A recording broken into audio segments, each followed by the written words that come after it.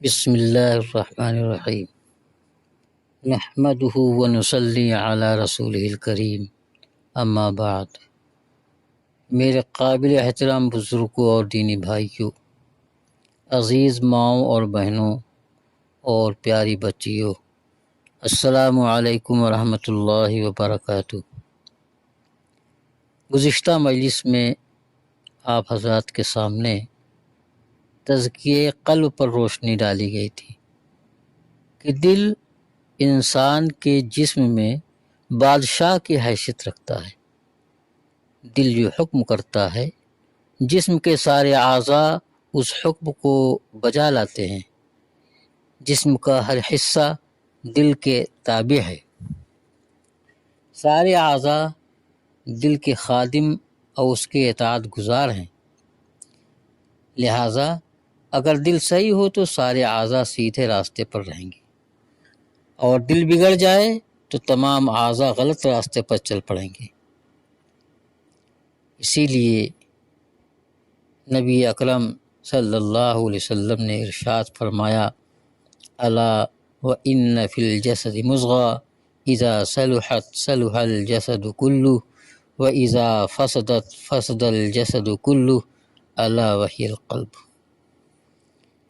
کہ خبردار رہو، بدن میں ایک گوشت کا لوتھڑا ہے کہ اگر وہ درست ہے تو سارا بدن درست رہے گا، اور اگر وہ خراب ہو جائے گا تو سارا بدن خراب ہو جائے گا۔ آگاہ رہو، وہ گوشت کا لوتھڑا یہی دل ہے۔ اس حدیث پاک کی روشنی میں ضروری ہے کہ دل کو شریعت کے تابع بنایا جائے، شریعت کے مطابق بنایا جائے، تاکہ دیگر اعضاء و جوارح غلط اور ناجائز امور کے ارتکاب سے محفوظ رہیں۔ قرآن کریم میں دل کی صفائی اور تزکیہ کو جناب رسول کریم صلی اللہ علیہ وسلم کی بعثت اور آپ کے دنیا میں آنے کا اہم ترین مقصد بتایا گیا ہے۔ باری تعالیٰ کا ایک جگہ ارشاد ہے، هو الذی بعث فی الامیین رسولا منہم یتلو علیہم آیاتہ ویزکیہم، کہ وہ ذات جس نے ان پڑھ لوگوں میں انہی میں سے ایک رسول بنا کر بھیجا جو ان کے سامنے قرآن کی آیات کی تلاوت کرتا ہے اور ان کا تزکیہ بھی کرتا ہے۔ گویا قلب کی صفائی ستھرائی، قلب کو پاکیزہ بنانا، اس کا تزکیہ کرنا، یہ نبی پاک صلی اللہ علیہ وسلم کی عظیم ترین ذمہ داریوں میں سے ایک ذمہ داری ہے۔ چنانچہ آپ صلی اللہ علیہ وسلم نے اپنی اس ذمہ داری کو بہت اچھے ڈھنگ سے پورا فرمایا، اور اپنے جانثار صحابہ کرام کی ایسی تربیت فرمائی کہ ان کے دلوں کو پاکیزہ اور منور فرما دیا۔ ان کے دل ایسے مزکہ اور مجلہ ہو گئے کہ فرشتے بھی ان پر رشک کرنے لگے، اور انہیں اعمال خیر اور عبادات میں لذت و حلاوت کی ایسی عظیم المثال کیفیت نصیب ہوئی کہ آج امت کا بڑے سے بڑا قطب یا ولی بھی ادنا سے ادنا درجے کے صحابی کے رتبے کو نہیں پہنچ سکتا۔ صحابہ کرام رضی اللہ عنہم اجمعین کی یہ عظمت اور ان کا یہ بلند مرتبہ و مقام دراصل ان کے دلوں کی صفائی ہی کا مظہر ہے۔ اسی دل کی صفائی نے انہیں صدق و اخلاص، کمال اخلاق اور ایثار و مواخات کا وہ اعلیٰ انسانی جذبہ عطا کیا جس کی مثال انسانی تاریخ میں نہیں مل سکتی۔ میرے بزرگوں، میری ماؤں اور بہنوں، میری بچیوں، یہ بات بہت ہی غور سے سننے کے لائق ہے کہ دل کے روحانی امراض تو بہت زیادہ ہیں، جن کا اثر پوری انسانی زندگی پر پڑتا ہے، ان سب سے بچنے کی ضرورت ہے۔ دل کو ان سب سے پاک رکھنے کی ضرورت ہے۔ لیکن ان تمام امراض میں سے کچھ ایسے مرض ہیں جو بہت ہی خطرناک ہیں، مثلاً بغض و عداوت۔ بغض و عداوت یہ ایک ایسا مرض ہے جس کا ضرر،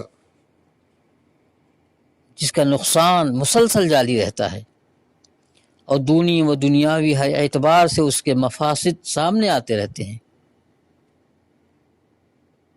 دنیاوی خرابیاں تو ظاہر ہیں کہ اس بغض و عداوت کی وجہ سے، اس دشمنی کی وجہ سے معاملہ کہاں سے کہاں تک پہنچ جاتا ہے۔ اور دینی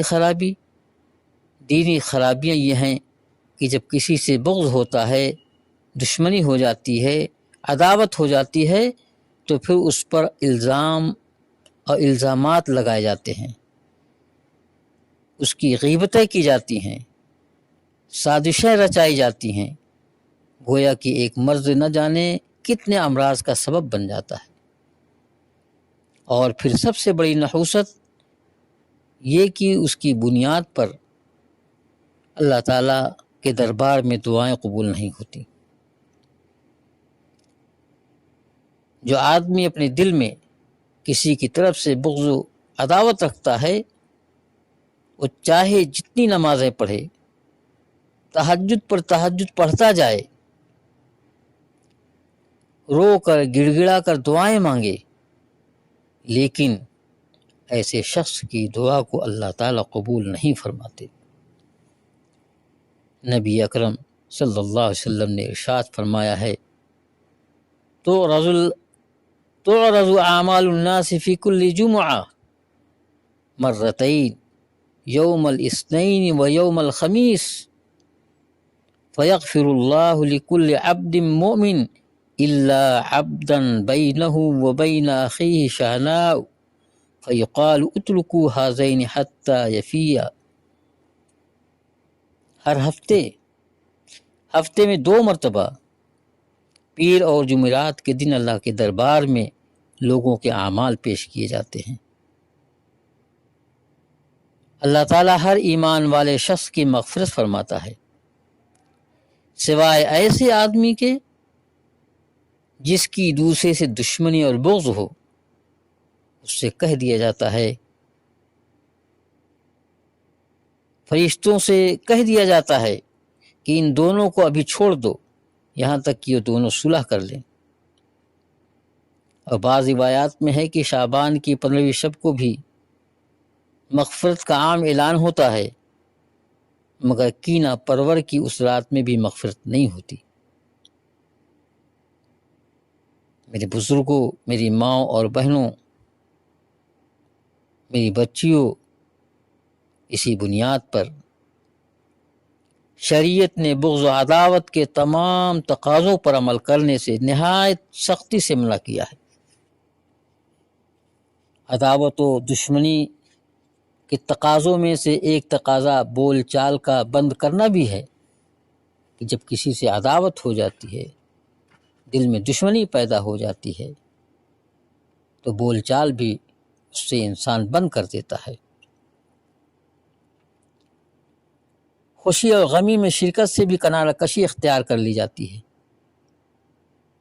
حتیٰ کہ اگر کہیں دونوں کا آمنا سامنا بھی ہو جائے تو ہر ایک منہ موڑ کر الگ راستہ اپنا لیتا ہے۔ یہ طریقہ شریعت میں بالکل صحیح نہیں ہے۔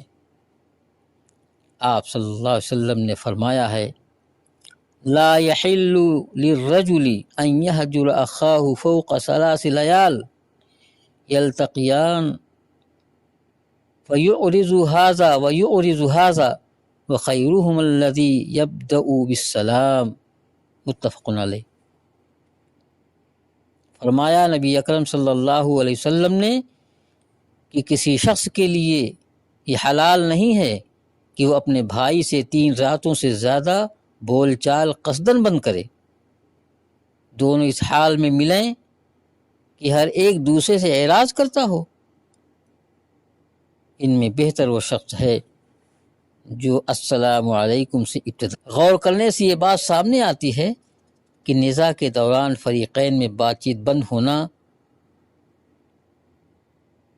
یعنی اگر دو فریقین، دو لوگوں کے بیچ میں جھگڑے کے دوران بات چیت بند ہو جائے تو جھگڑے کو بڑھانے میں سب سے مؤثر کردار یہ بات چیت بند کرنا یہ ادا کرتا ہے، اس لیے کہ اگر بات چیت کا سلسلہ قائم ہو تو کتنی ہی بدگمانیاں محض گفتگو سے ختم ہو جاتی ہیں، اور بات چیت قائم نہ ہو تو جھگڑے کی خلیج برابر بڑھتی چلی جاتی ہے اور دونوں طرف سے کھل کر حقوق کی پامالی کی جاتی ہے۔